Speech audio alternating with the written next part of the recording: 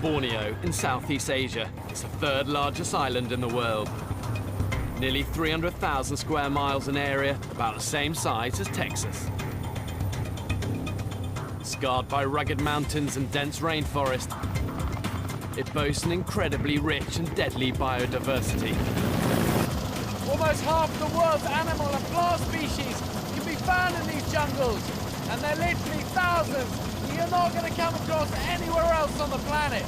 That means a whole new set of challenges for me. That combination of remote jungle and the range of wildlife is a big draw to adventurers. But make no mistake, the very features that can make these places so appealing can also be killers. A couple of years ago, a German hiker got lost in the jungles of Borneo, and it took them months to find his body. He starved to death. I'm going to show you not only how to survive here, but how to escape alive. I'm heading for the most impenetrable part of the jungle. There's nowhere to land the chopper, so I'm going to rappel down to the treetops and then show you how to climb down to the ground. Go for that one, we'll come around. Okay, Ben, they're approaching the location.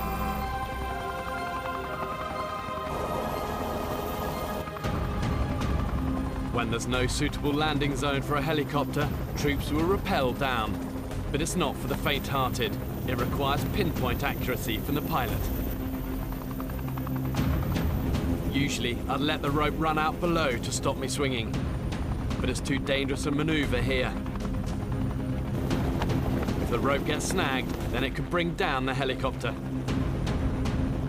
But with a rope and a bag on my head, I risk swinging into the trees and being impaled on a branch.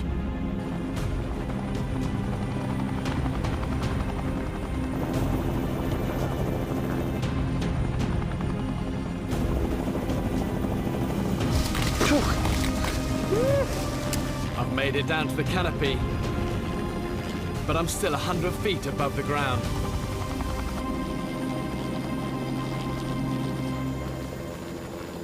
It's the heli gone. It's very, very precarious up here. Way higher than I thought.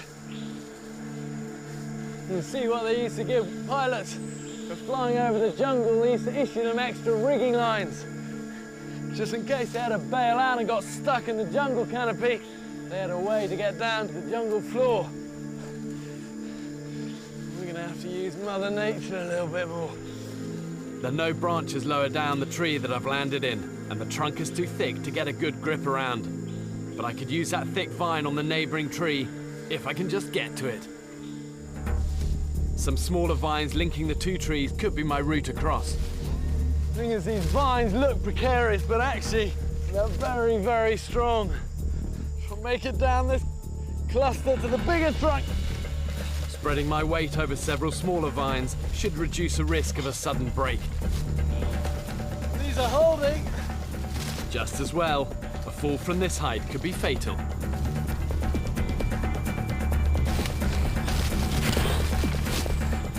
Okay, onto this branch. It's a little bit more reassuring than all of these. Okay, look, you can see it's a nice big vine. Okay, let's get onto that.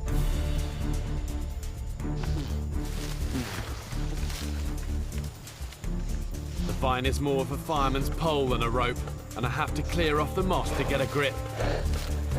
It's taking all my strength just to control my descent. Well, I do know that if this was raining, I'd never be able to do this. Just be too slippy. I've actually got quite a good grip on this. The only thing that's failing, my arm muscles. Come on. This close to the ground, I can risk a faster slide before my arms give out completely.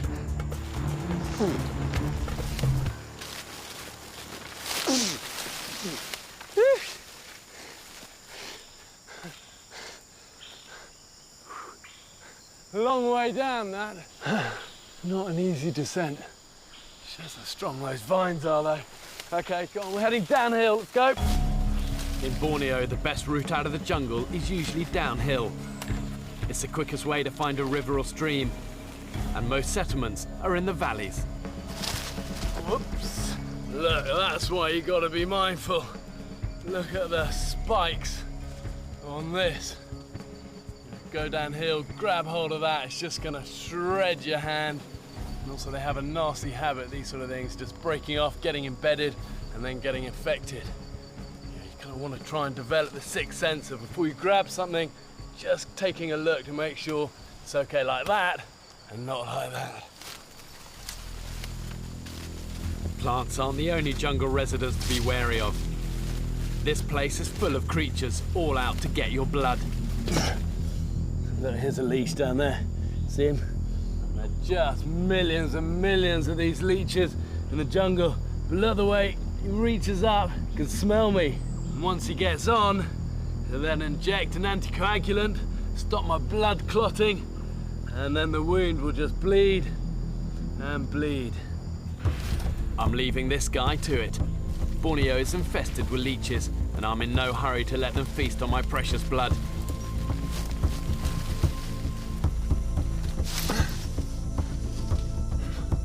Whoa, look at the size of that cave. That will have been formed by water. Potentially you might be able to get down there and actually follow that to a watercourse. There's quite a clear way down this as well. Big, thick couple of vines all the way down to the bottom reaches of cave floor. We're gonna need light though if we're gonna go down there. Hold up. Every good torch needs something to burn, and the jungle is full of potential fuel. Look at this Adamar tree. You can tell that from all this resin. See all of this oozing out of it.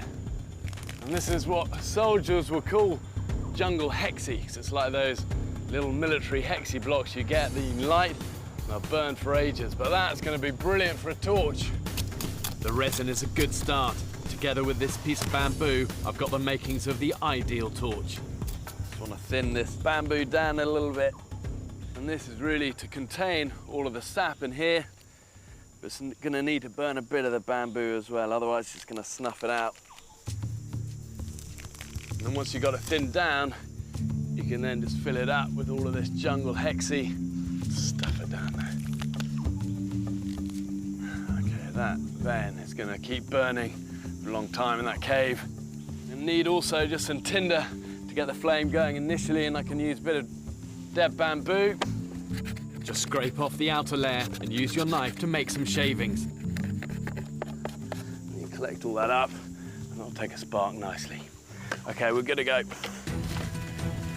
Survival in the wild often comes down to planning ahead and making the most of anything you find. Look, rattan vine. See this one? Definitely worth collecting that. Amazing stuff, really flexible, really strong. You can use it as like rope. There are nearly 150 types of rattan in Borneo. Locals use fresh lengths for cordage, rope and string. Okay, that's probably enough of it. And then let's put it around a tree, soften it up a bit, and this is just loosening up the fibres so it's more flexible, easy to coil. I've got a torch, tinder, and a handy length of improvised rope. Okay.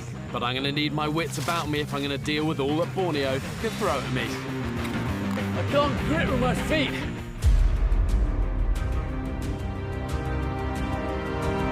Goodbye everyone, see you to next episode. So waiting for next video.